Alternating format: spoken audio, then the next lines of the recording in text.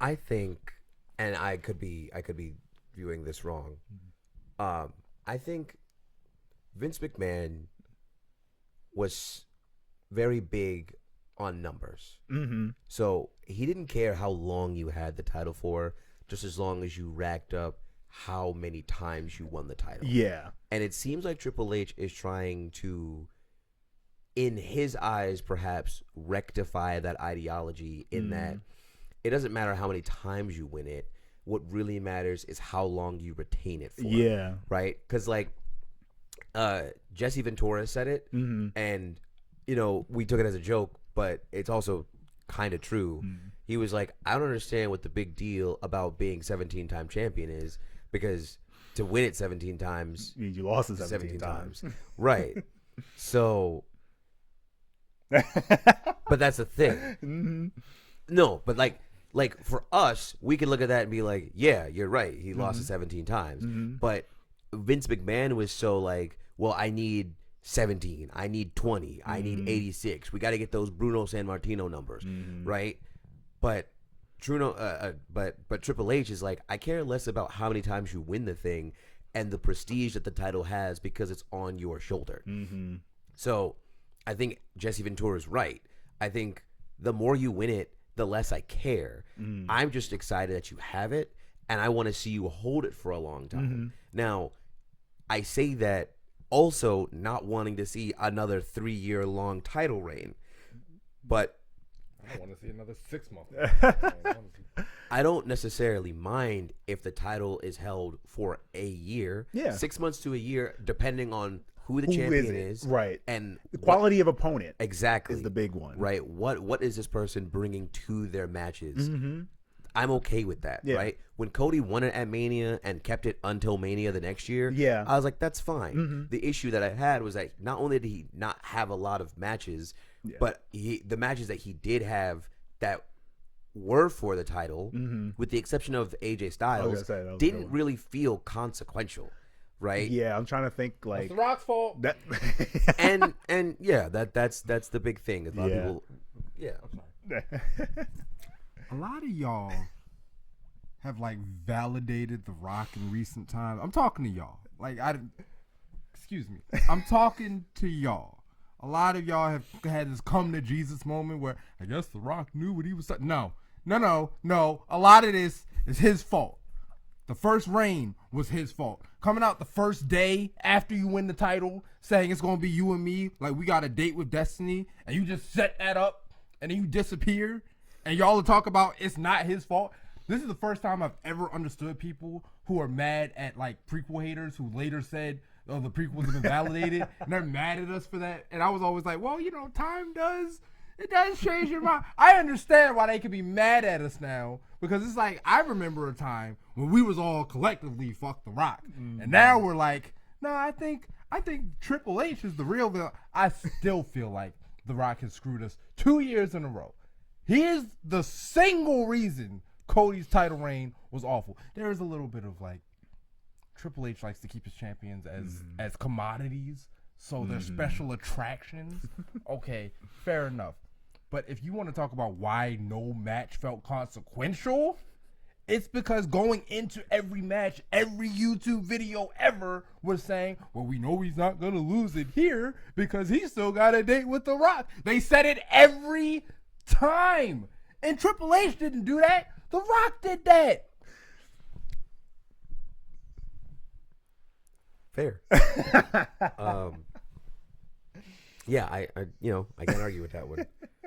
I don't even know what I was saying at that point. Let's see other things. So yeah, we talked about Trick Mello and Sammy. We talked about the women. I'm trying to think if we didn't talk about the other women's champion match. Oh, Stephanie versus Liv. Yeah. I want Stephanie to win. Liv's gonna take it. That's all I got. Yeah. I don't care. I'm about to say I know you don't have a horse in this race. As long as I see Stephanie take her L. I'm once again, product of circumstance. It's unfortunate that Naomi had to have a baby. Right. Baby's doing well. Baby's doing well. Hey, ups for that. Big ups for Big Jim and Naomi. I'm an EO truther. I love EO so much. I never wanted her to lose. I was like, okay, I'm glad at least Stephanie's getting this title. When's she gonna lose the title though? And then when Liv popped up, I was like, this is first of all, if Liv doesn't win, I will be extremely shocked. I can't imagine a world where Stephanie walks out of there still champion. But I just feel like the way that they booked it is so weird. Coming from this like privilege standpoint, I'm like, all right, I guess that's the way we're doing this. I don't want it to be Liv. It's probably going to be Liv, but I'm okay with it being Liv as long as it gets back to EO. Yeah, that's the big one. Or that's the big one. If Naomi comes back and takes it off for Liv. Those would be the two. Those are the two. Raquel? Or I would okay. The problem is I don't have an issue with Raquel taking it. Yeah. There's just they have to make it believable. Right. And that's the problem is that like remember we were watching the Rumble and Liv eliminated Raquel and I was like, this is it. We're the splintering of the Judgment Day. We're starting this. And then the next day on Monday Night Raw, it was sisters and Raquel pulls her up and she it's like, said, "Hey yo." Yeah, he's like, "What happened?" And she's like, I didn't do that for you. I did it for us, for family. Because what's gonna happen is you're gonna get your match, and then you and I could tussle, or maybe you can get the Intercontinental, whatever, and then we'll both be champions and yada yada yada." And now you laughed at me. and now you laughed at me. And now we're just fine. Now we're okay. Now we're cool. So like to me, at the moment, unless they've really been trying to build up this deep-seated jealousy and resentment that they just haven't been showing us at all, right? Like you have to make it really believable that somebody is going to turn on somebody else. It's more believable for Liv to turn on Raquel. Yeah. But the problem is that Raquel hasn't done anything to Liv to make her do that, and Liv doesn't just do that unjustly, right? Every time that she has made some sort of turn, she did it for a reason. Yeah. When she turned not when she turned, but like when she came back at Rhea and took Rhea out, that was for a reason. When she turned heel, that was for a reason. So like they usually Liv is one of those characters that like her motivations make sense, and there isn't anything right now that could make her motivations make sense to me. And if they just have one of them turn on the other for shock value, I'm not here for it. Yeah, I'm not buying that. But I can see a world where, like, obviously we already, like, Finn has already done his thing, and that's one of the things I was going to talk about. Yeah, I'm hyped for. I'm looking forward for that kind of thing. I think if there's really a good time to do a Judgment Day split, it is at Mania. At some way, Raquel is going to be around the ring in that match. And if she does something that messes up, even if she still wins, if she does something that messes up that title run, that could be a splinter because they already got, Dom and Finn beefing up. And then I don't know what I'm surprised that they made JD stick with Dom and them, but they needed to make it hurt. That's fair. That's fair. And I get it. Yeah. Because JD and the whole Judgment Day is, it's just Dom Toretto and the Furious kids. But like it's all about family. Yeah. So I get why he stayed. Yeah. But I mean, pivoting into that, that's one of the things we can talk about is like, the Judgment Day has already kicked out a member in Finn Balor, which I've been saying for years. It's about time. We had this conversation literally over a year ago where it's like, if there's anybody in the Judgment Day that doesn't need to be there anymore, it's Finn. He's outgrown them. He doesn't need to be with the Judgment Day. Real. And getting jumped out, I'll take it. Yeah. It's almost like tradition at this point. Yeah, I mean, it literally, they started the tradition. Damian started the tradition back with Edge. So. Yeah. They jumped out Edge. Then Edge came back. And he won, much to the chagrin of most people. Then they didn't jump out Damian, though. Finn... They just excommunicated. Yeah. Finn cost him the match. And then when Damian went to go get his hands on him, Gunther choked out Damian. Yeah. And then Damian and Finn had a beef, which the Judgment Day was, of course, involved with. But, it wasn't like a formal jumping. Yeah. Same thing with Rhea. I guess Rhea was already out by the time. Yeah, I'm about to say because she got turned on by Dom. Great job. So, yeah, I really hope that I just want the Judgment Day to be over. Yeah. I think the Judgment Day as a faction is doing nobody any favors. Not at this point. And if they keep Judgment Day in name and not in like. I think they should do kind of what they did with Damage Control. Not that Damage Control had any men in it, but just make it a female faction, right? Make it Liv, Raquel, Roxanne, and just have it there. Yeah. Dom is at this point he's way too big for Judgment Day. Yeah, I don't understand why they keep billing him with that. because he's with Liv. Yeah. But the thing is, he's so over right now to the point where it actually makes me sick because I don't like. Yeah, that's another thing. But he's so over right now, especially not only just in regular WWE but in AAA at the same time. Yeah. And while that would kind of leave JD ass out with anything to do. JD's not a bad wrestler. No, he's not. He's if really you good. put him in a mid-card scene, even if you're not making him a champion, you could get really good matches out of JD. Yeah. I would like to see him versus Penta. Yeah. That would be great. JD had a really great match with Sheamus. Yeah. Yeah. And Sheamus is known for bringing out the best in people, but JD also took Sheamus to the limit.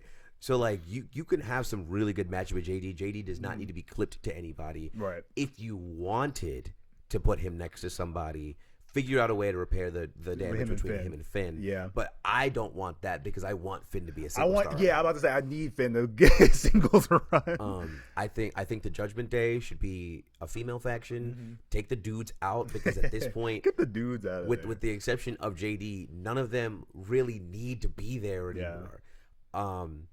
And just call it that. Judgment Day is about to be like Judgment Day is about to be the WWE undergrad program. Yeah, they really should be. I like that though, because they put Roxanne and she slid right in. Yeah, I thought it was weird at first, but I mean, it's worked out for her. They did all right. I think it would be really cool if just every year or two, you get a different iteration of the Judgment Day, and then you could just have this legacy of people who have been part of this group. I do agree that the people who have been in it at this point mostly have outstayed their welcome. But I don't want to see the dissolving of the group itself. The Judgment Day as an entity on Raw, I like it as a mainstay. It's almost like a sorority or fraternity. Yeah. It's like, you don't want Omega Psi or whatever. You don't want them to announce their closing. You know what I mean? It's just, but you also don't want the old man who's like 70, who's still wearing his Letterman to be showing up to every meeting. It's like in high school. It's like, bro, I ran these streets. It's not your chapter anymore, brother. Like, you see that ring? That's my ring. I can tell you, back in '74. That ring post right there, you see that? You see, it's got that dent in it. I made that dent. You can come to the reunion cookouts, but you shouldn't be in the meetings. That's just not. Listen, go home, brother. Show these young bucks how it's done. Nah, fam, go home. Put me in the ring. Go home. Let me have my Ric Flair moment. Go home. That's why I feel like Finn went to trips and was like, "Hey, listen, man, I'm kind of like a super senior at this point. I feel like I'm in the 13th grade. It's time to let me move on, bro." Oh man. Well, I think that's everything. I guess we move on over to the other big talking point. We started with the first big talking point, had some stuff in the middle, move on to the last big talking point. Roman and Punk. We kind of have some different dissenting views on this, him and I specifically. What else is new? And as we were talking to Kilowatt over here, he's kind of a little in the middle, but let you talk about that. Yeah, go ahead, fellas. Start that real quick. I'm gonna be right back. All right. Out of everything in this match that I like, the biggest thing I like, and I said this to you before, is that they're bringing out the worst in each other. And I think that makes for a good match because you can't have it without some kind of personal stakes or anything like that, because Roman is such a polarizing figure and at the same time so beloved in the community that it's so hard for him to it's so hard for you to put somebody against him that has any weight. And Punk is the perfect person to put against him because he has that kind of weight, because he's in the same way a polarizing and beloved figure at the same time. Right. And the way that they're billing them, they are so different, and yet they're doing the exact same thing. Sure. And so that's why I think this is going to be such a perfect match, because they are so against each other and so at the same time the same person. And that's why I'm so in the middle. I would love to see either of them win, just because it will make the other one so mad. As you all know, I'm Team Punk. I want Punk to win this match. I also think that Punk win this match, not just off of my bias. I just don't think they're going to give it to Roman. There's one thing that personally makes me feel a certain kind of way about it, and then the second thing, which we can get into when he comes back, because this is kind of the crux of the argument. Right. Part of the reason why I don't particularly want Roman to win this match is because if you remember 2 years ago,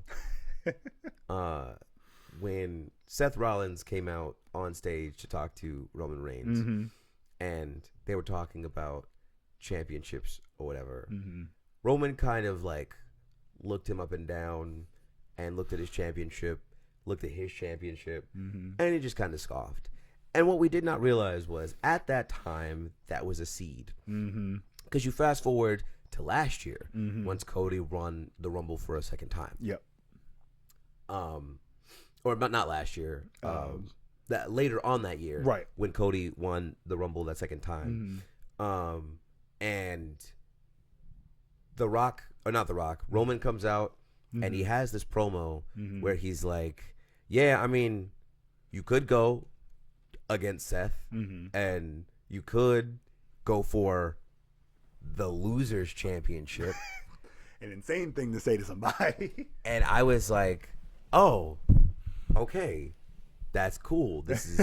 He effectively feels like this is the lower beneath him. Right. I was like, all right, you know what, I get it, but I don't agree with it. Yeah. Fast forward to the Rumble this year, right? And his options are between CM Punk and, at the time, Cody Rhodes. Or Drew McIntyre. It wasn't Drew yet. No, it was. Oh, it wasn't. I thought Drew had the title before, because that's why he was in the Rumble. You were so right. Yeah. Right. Yes. And it was like, he could go deal with Drew, and everyone's like, yeah, you can go deal with Drew because he's beaten Drew before, not by himself, but he's beaten Drew before, and it'll be easy. He can get his title back. He can go back to being on his throne. Why would he get what he considers to be the lesser championship? And that's how I personally was like, well, he's gonna pick Drew because he clearly sees no value in what he thinks is championship B. Right? Then he cuts that promo, I'm picking you because I hate you. Which, like, all right, cool, that's fine. Kind of, whatever. And I took that. And everyone was kind of gassing up that first promo. I thought it was okay. Yeah. It wasn't fire. It was all right. And then you had promo 2. Yeah. And I'm so glad you came back, because you came back right at the right time. Promo 2, right? Roman comes out. He's talking his talk. Punk comes out. He's talking his talk. And Punk says something which is both very specific and very realistic, because it is proven. And I would rather say it's immutable, because to my knowledge, you'll correct me because I know you will, we haven't seen Roman win a lot of matches by himself. I can think of one where he won against Bronson Reed the first time. He beat Bronson the first time, and then he lost the second time against Bronson. And I think you said there was somebody that he had beaten definitively during the Bloodline era. I just don't remember who. Goldberg. Oh, okay. Yeah. So that's 2. Most of his time with the Bloodline, or every match that he has had that has involved like multiple stakes, in terms of like other people or things like that, he usually doesn't lose those because he's not alone. And so Punk calls that out. He's like, every match that you've had, you need somebody else in your corner, on your side, to do your cheap, dirty tricks, so that way you can pick up the win. The reason why he lost was because the reason why Punk says he can't beat him is because every instance that he has been in a match with Punk Yeah. and someone else was involved, Yeah. that person usually would screw up Punk, Yeah. costing Punk the victory. Mm-hmm. And Roman was just kind of there. Mm-hmm. And so he says at the end of that promo, it's fantastic promo, amazing promo, love this promo, 10 out of 10 promo. Can you tell I'm glazing the promo?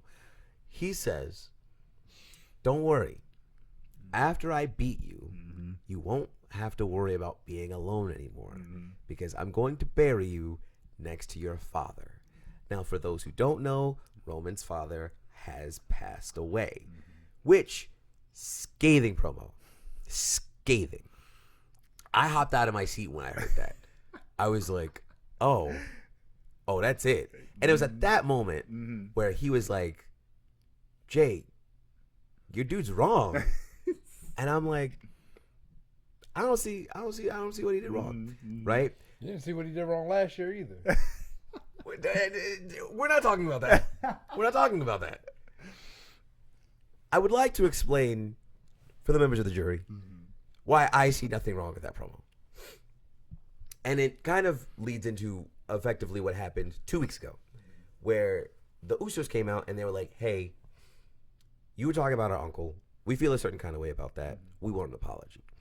And I don't personally agree with the apology angle. I don't think that he needs to apologize. And the only reason I say that is because I don't think he said anything really all that wrong. And what I mean by that is, effectively, when you boil it down to his literal words, he said, hey, your father's dead, and I'm going to put you next to him. Which, in wrestler speak, is effectively just like a, it's a baby hit.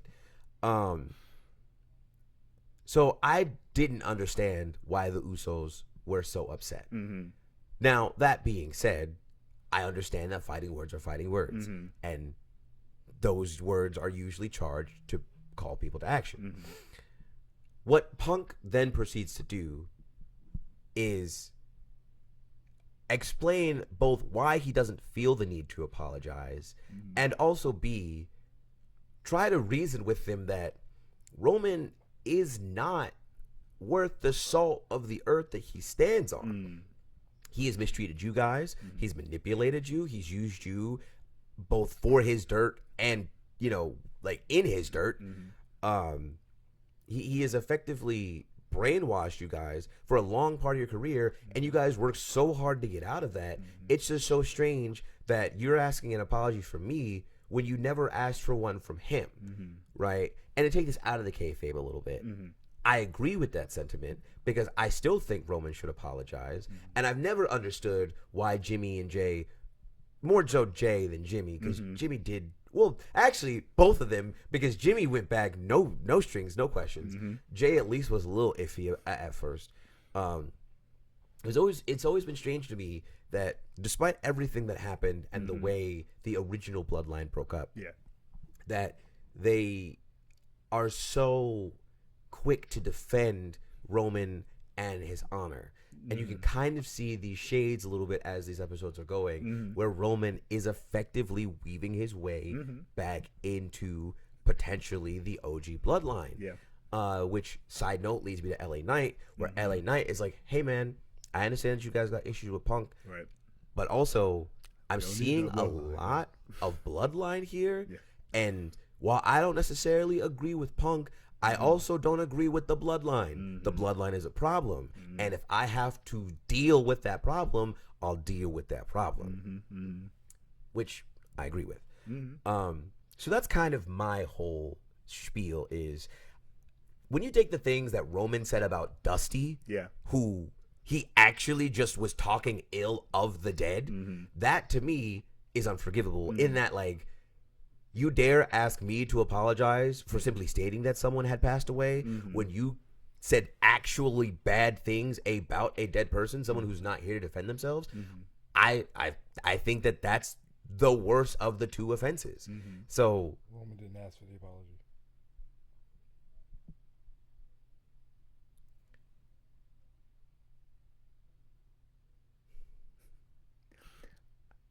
I think because, and this all relates to the bloodline stuff as well, it's such a family thing. It's a personal slight against their family. No matter how Punk may see it or other people may see it, their family sees it as a slight. And so they're asking on the behalf of their family for an apology, even if Roman isn't necessarily the one to ask for it. They just feel like that's what they should do as their duty. And that may be related to just an overwhelming kind of sense of like guilt or like bloodline like manipulation or anything like that. But it's something that they express because of the family situation. And if you take their words at face value, and there could be some stuff behind, what they said, but if you take their words at face value, Jay and Jimmy never argued on behalf of Roman. They argued on behalf of Alpha, or is his dad Sika?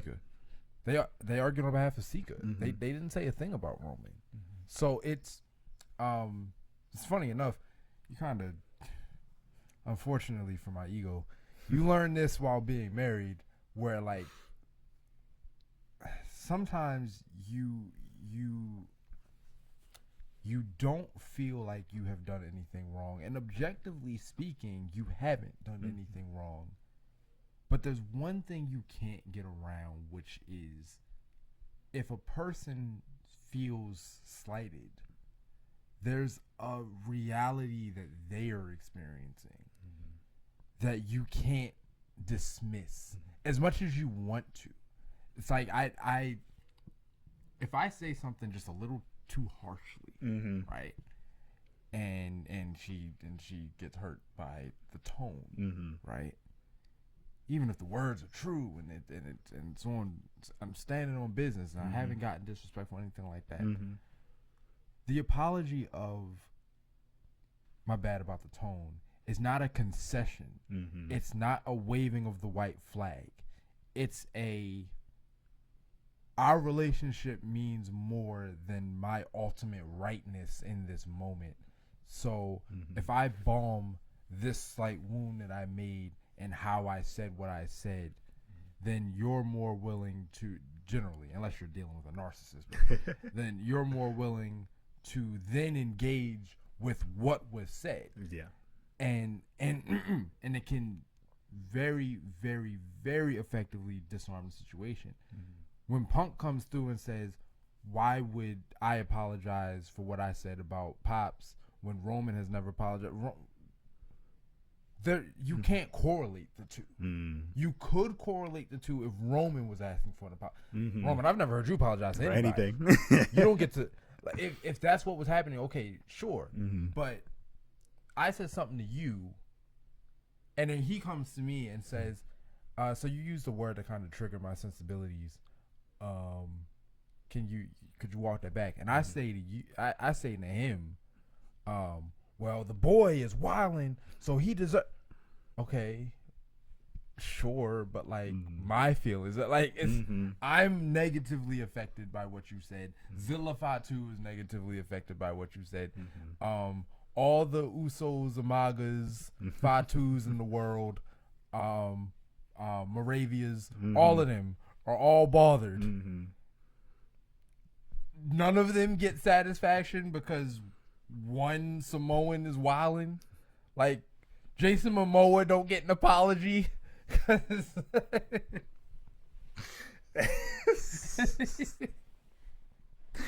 Oh my god!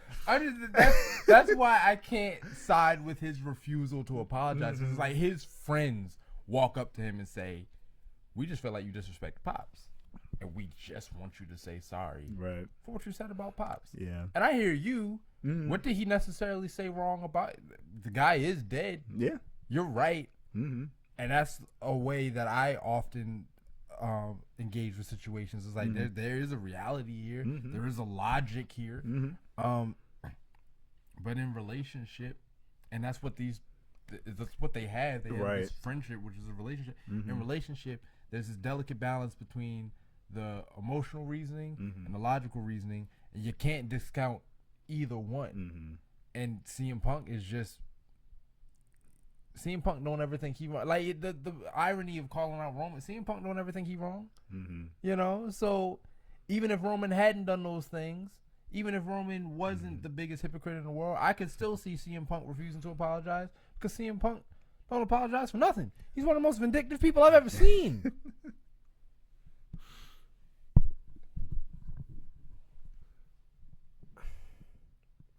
I would make the argument that Punk has accepted his faults before. Mm-hmm. I do not have specific examples, so it's not necessarily a fair statement.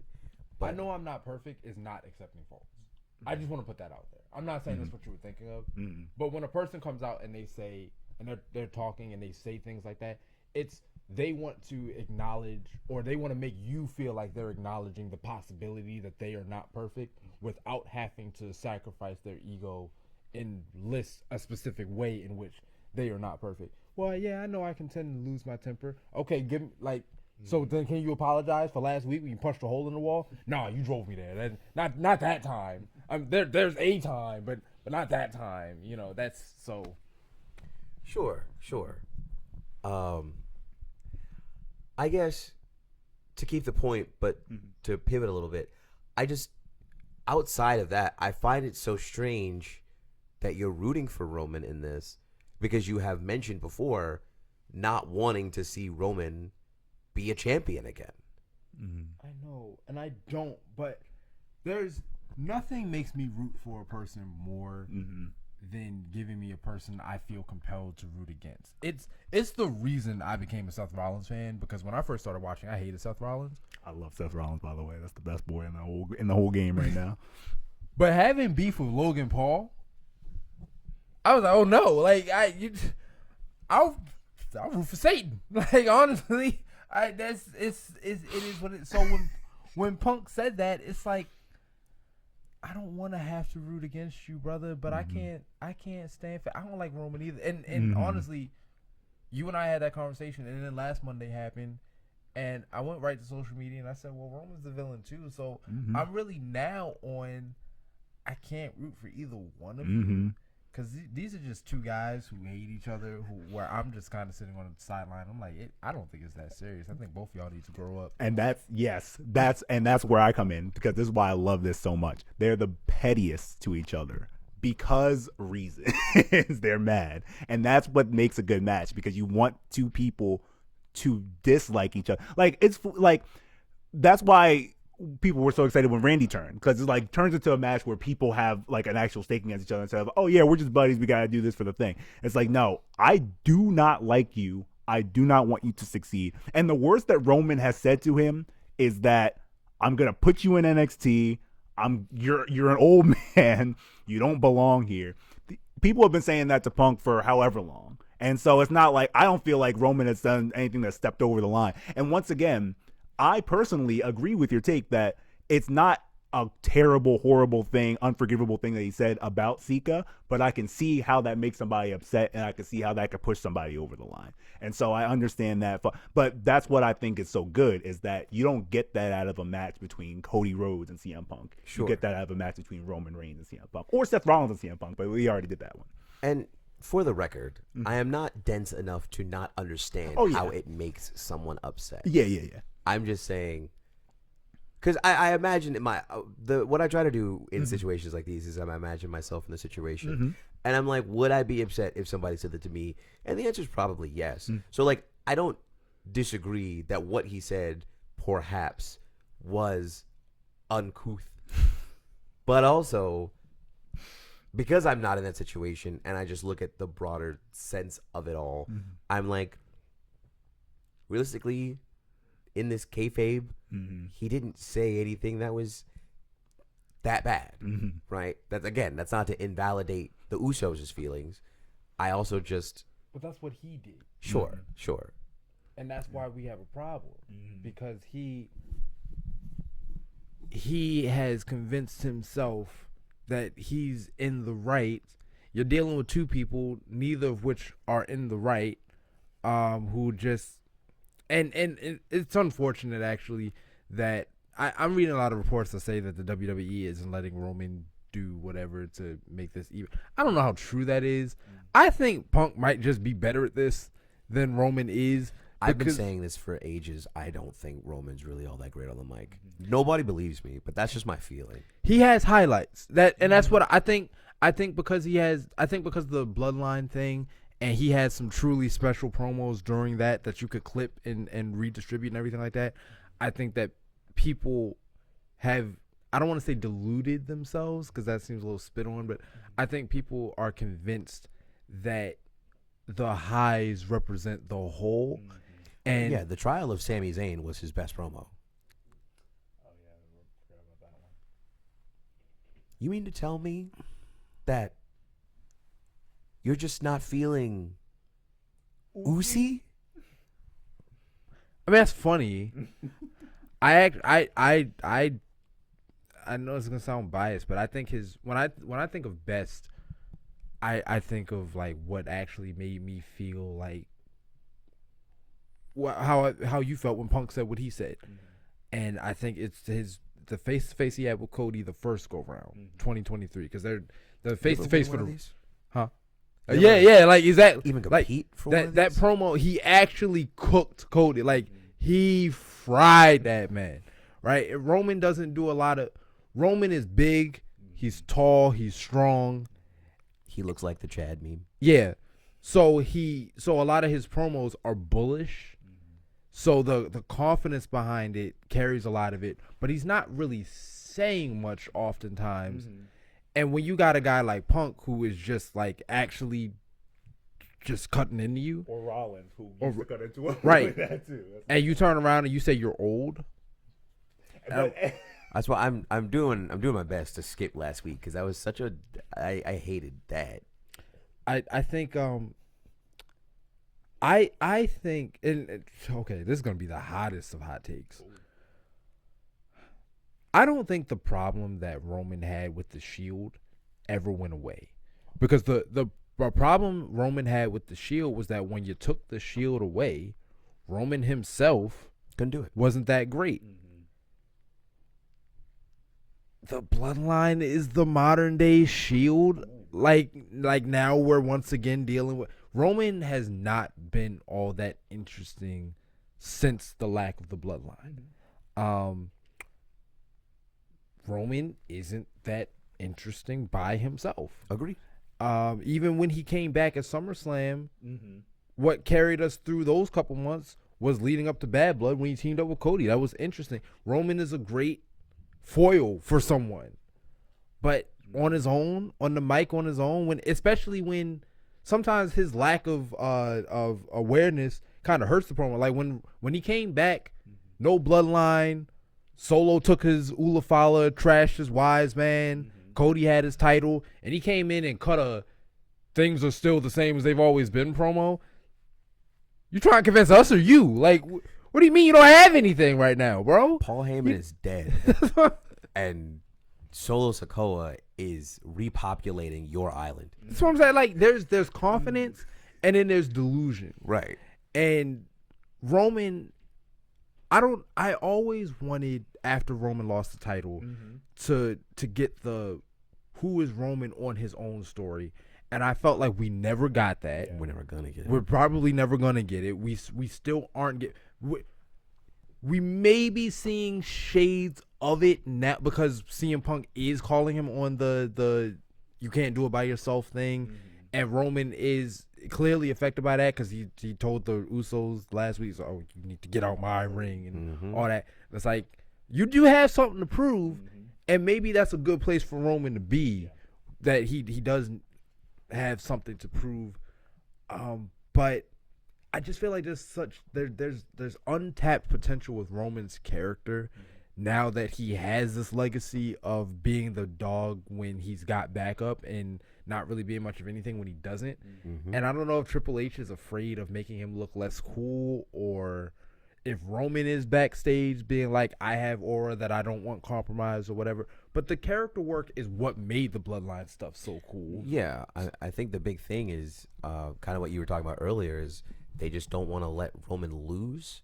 Yeah. And in order to make Roman vulnerable, he has to lose more than once. Like his losses against Bronson Reed, that he didn't lose that justly. He lost because the Usos got involved, which is why he had the whole "I'm not going to talk to you guys until Christmas" thing at the end. But it's like he didn't look vulnerable because he couldn't do it. He looked vulnerable because two knuckleheads got in the way. Yeah, I feel like he should be going on a tear.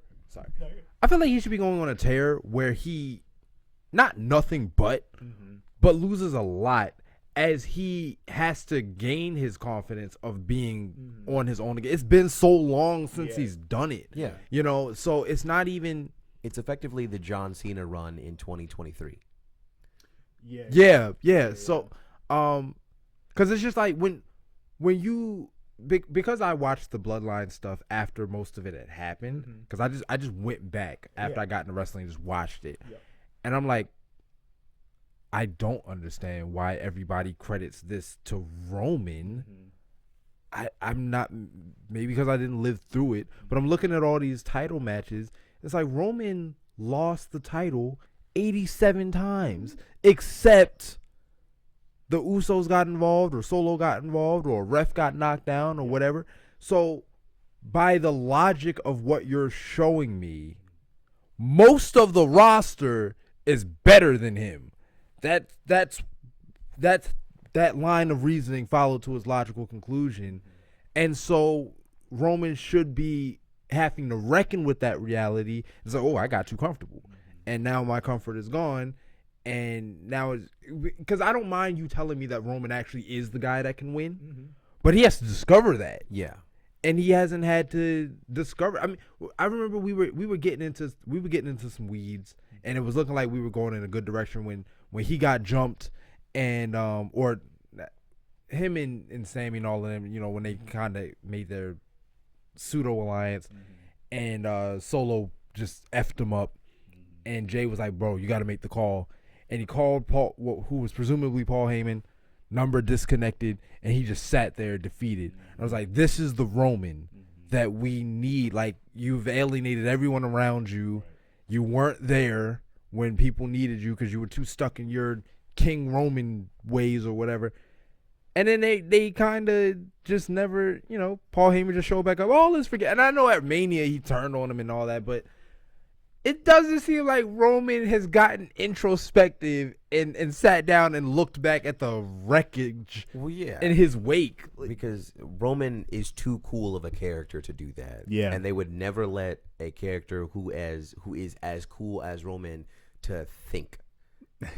Even he did some thinking. Yeah. Even Vegeta did some thinking. Like those are some of the episode Vegeta pays respects. Which is just basically a montage episode of all of Goku's battles, and Vegeta just being like, he settles on, "You're better than me, Kakarot." That's a great episode. So just because he looks back at his life and he's like, you know what, I can respect the man, and I can respect that I'm number 2 to the man based on what I've seen. Sure. Wonderful episode. The last point I want to talk with you guys about before we get out of here, we'll probably hit TV shows next week because this episode has been too long. At the end of last week's episode, we see Jay barking orders and Roman taking out Punk. Right. The rumor mill now is stirring, saying that Jay is effectively going to be the new tribal chief, and he's kind of gonna usurp Roman. Do you think we'll go in that direction? Do we see Jay kind of taking the mantle of tribal chief? I want Jay to be able to make himself, because they want to do this thing with Jay where they make him this main event, but they don't know how to do it in a stable way. Like, they do fighting champion Jay, and then he loses it to Gunther. Like, that's this whole thing, and it feels like they're kind of going in circles with it. Like, they don't put him up against like anybody for like a serious, like, and I don't know if it's because of the way that he is on the mic. It's like he needs a Jimmy or somebody like that to like kind of push him towards that. And I think the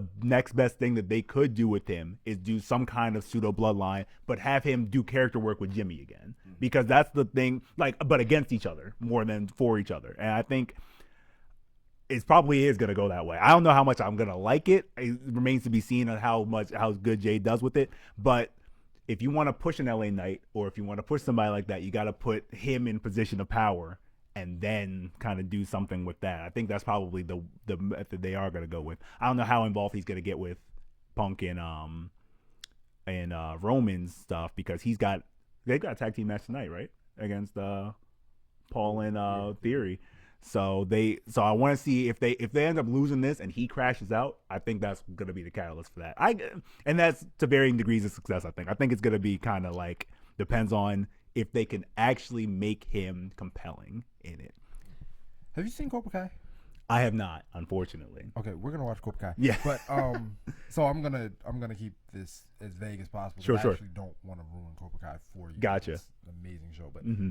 if we do the Tribal Chief J thing, I think we should do it in the way that we did the Johnny Lawrence Cobra Kai thing, in the sense that you step into it with the trauma of what it was like when you were under it.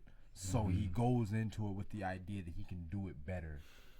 And without understanding fully what was wrong with it, it leads you, because that's kind of what happens in Cobra Kai, spoiler, no spoiler. Sure.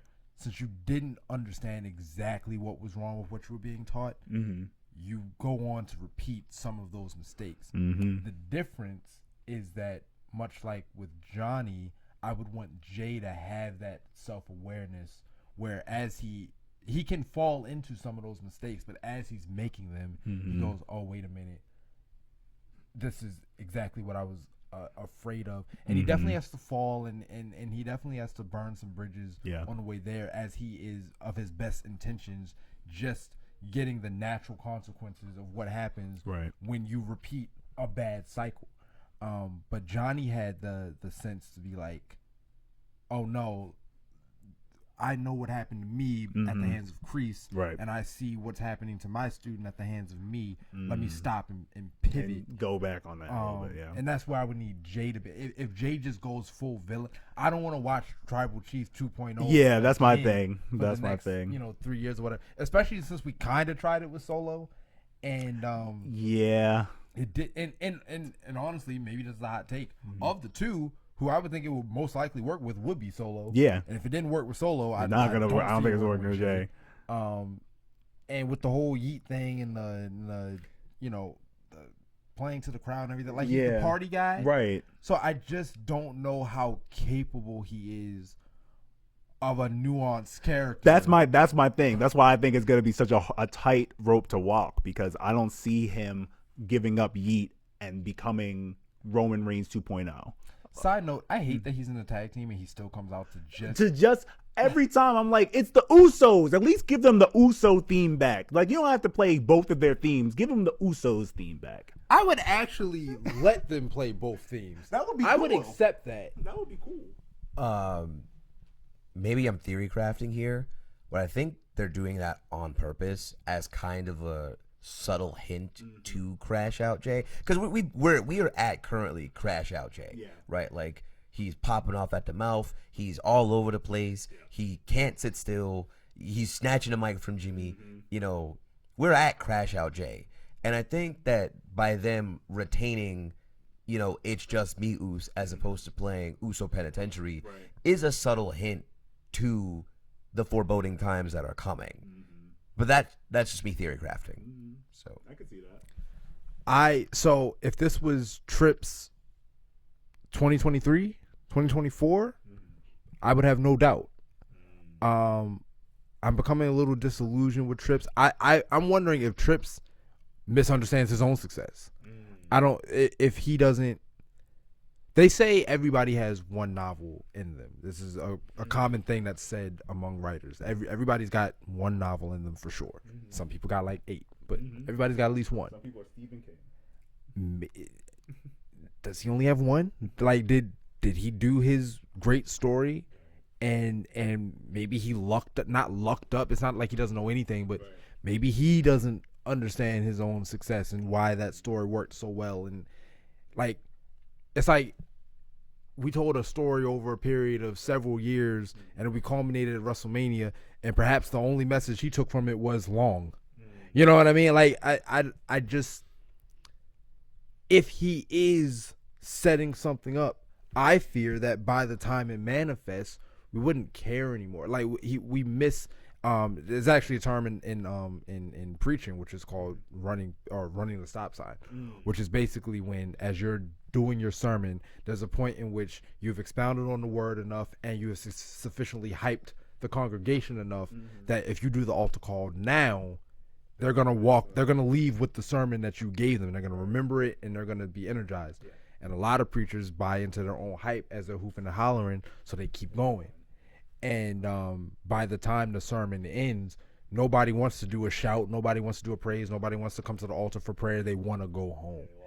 And Triple H keeps us in a perpetual state of want to go home these days with how long you take. Like, even Finn's turn, while waiting for it, it was like took forever. It took forever. It's like, I can think of at least 6 places where this would have made so much more sense. You said it earlier, like you were had the same conversation a year ago about him. He's rubbing his hands together, thinking about getting out of this, and then a year later they finally do it. So yeah, if they are setting that up tonight or Mania at the latest, and let's just move on to the next chapter.